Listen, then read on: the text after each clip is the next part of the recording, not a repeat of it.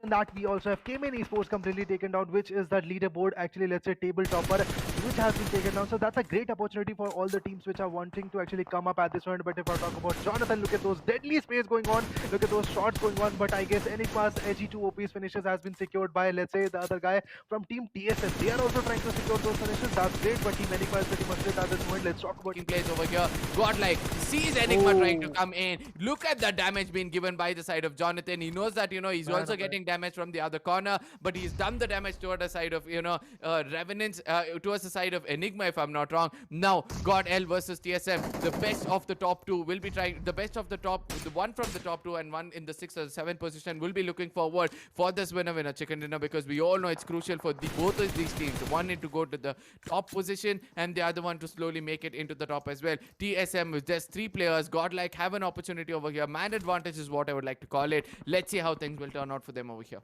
Well, Aka, let me tell you that Godel Jonathan has already clutched down pole. Enigma 1v4 was there right now, but if I tell you about Blaze, he was the one to secure that finish of Enigma's one guy right now. Other than that, all the 4 finishes of Team Enigma would have been into the courtyard of Jonathan. But at this moment, I can see those nades going flying out at this moment at Team TSM. Let's see what TSM does and how the retaliation will be there, because the 4-5-5 zone is also going to come in very sharply. Look at that zone being there right now, 185 meters away from the zone. They are pretty much still fighting out in the areas right now, but there is no coming back from this fight because Team TSM has to confront Team Godel, and Godel has to take this fight because they are pretty much engaged in the fight, and if they try to fall back, maybe they could easily be backstabbed. And there we go, Jonathan spots him out, and just like that, Ninja Sword has been taken down. There we go, that was one hell of a scout. Let's see what happens. That was one hell of a scouting at this moment. If I talk about Jonathan, another nade is going to go on. Blaze could be taken down, and there we go, Blaze is also taken down. Man, oh man, this could be a 1v3. 1v3. There is a high probability of doing that kind of stuff at this moment. Look at that. Jonathan is still chasing. Equinox is the only guy left right now. There could be an 8 which actually will fade out. Oh man, oh man. There we go. 1v3 by Jonathan. Meanwhile, Jonathan has been taken down. There is a probability that he could be finished, but 7C is just looking forward for the rebate. Clutch against the side of 7C's. 2 men already gone down. It's going to be the side of God L with 3 men standing. Some grenades are also, some smokes are also being put up at this point of time. I know that it was OR was trying to restrict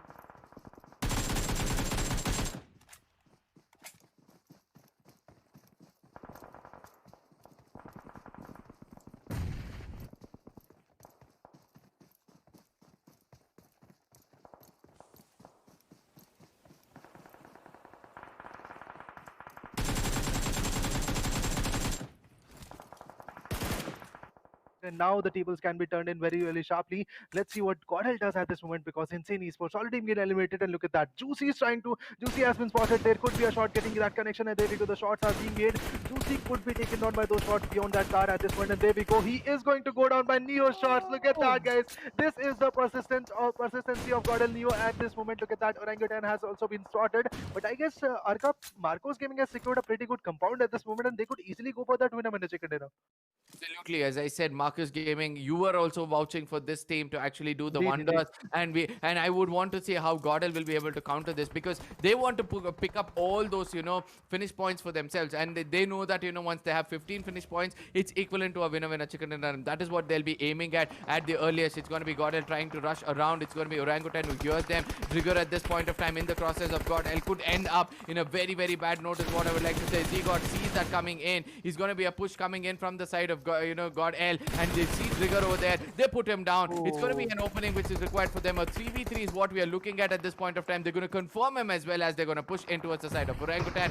All these things said and done. Some grenades also being dealt by the side of God L. It's going to be Punku who's going to be there as well. It's going to be Billy who's going to be laying down over there. Z-God almost at one point of time got erased, but this time it's going to be really hard for God L, because both of those enemies are gone down. Belief gets taken down. Overbelief is not what you want not to have against the side of God L. This point of time, Orangutan almost losing all their players. There are only 2 people left at this point of time, with God L having 3. One more frag comes in. It's going to be Blind coming in from the other corner, being that blessing in disguise for the side of God L. And they're going to be picking up that player as well. 13 finishes and counting. God L seems to be unstoppable at this point of time. Unstoppable is the correct word, I guess. Let's say. But if I talk about Marcos Gaming, they are playing pretty safe at this moment because they have lost one good guy of their teammate. But now they are pretty much dormant at this moment, and there we go. AKOP also been Oh, tormented, and just like that, Zigod and his teammates have secured 13 amazing finishes. They are in the top four at this moment. Orangutan has been taken down. We have Team Skylights Gaming coming back into the highlights, but there we go. Madman was the one to provide that shot, and there we go. Just like that, Skylights Gaming already been taken down, and there we go. Now we are left with Marcos Gaming, Godel, and the other team, which is actually Blind. That is actually very, very great. That Blind official is coming up to the mark at this moment because they are pretty low in terms of, let's say, points table, and Marcos Gaming as well pretty low at this moment. But now, if we talk about Team Godel, already being secured 13 amazing finishes. That's great, but look at those plays going on. William could have been taken down, but all the three teams are in the zone right now. I'm waiting for the 7th zone because then the teams have to be pretty much close, and after that, the aggression will be there right now. Let's say the mayhem, let's say the carnage will be actually spawning in the lobby, and there we go. Once again, the zone has been shrinked, and Team Godel is pretty much far away of the zone. Know that Gordel will be trying to come in at the final moments into this game because they do realize that their rotation towards the side of Blind will be actually helping them out. Now Marcus Gaming have a divided attention which can be taken in as an advantage towards the side of Gordel because they have Madman on the top. In case they take that Madman down, then they have an opportunity for sure, but everybody are concentrating their firepower against the side of Godel. Blind Esports on the other end is also suffering a lot. 12 seconds, 10 seconds, and we'll be able to see a push coming in from the side of Godel. We're able to see that Blind is also trying to take shots against them. Not the right kind of thing we want to see, but everybody knows that in case Godel survives against any of these two teams, they can clutch it out. They can do something unique and clutch it out. Look at the push coming in over there by Neo and Clutch God. They somehow make it inside the circle, giving an advantage for the Godel to pick up some more kills from the side of Blind. Marcus Gaming is looking forward to pick up that kill. They want to make sure that they steal those kills as well. Madman takes down Williams, and that's going to be the end of Blind, if I'm not wrong. And for now, it's going to be just two teams facing out one another, both of them inside the circle in the corners is what I would like to say. How many more resources are left out, especially those throwables that will be coming into use for now.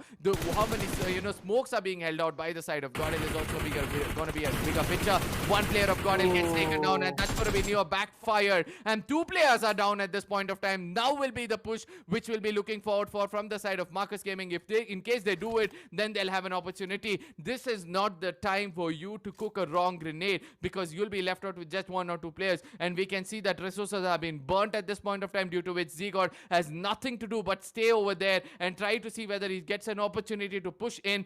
He knows that the team has done the job of 14 finishes. The Terminator name is coming to the side of Zigod. At the same time, the pixels, if one pixel is what you'll be left out over there, this is what can be happening. Zigod running out in the open. They do not see him coming over here. He's going to revive Clutch God at this point of time. Two of the best pushes coming in. We can see that Zigod has a divided attention. He's trying to take down Ronak rather than anybody else. Ronak will be trying to get that Clutch done, but on the other side, he's going to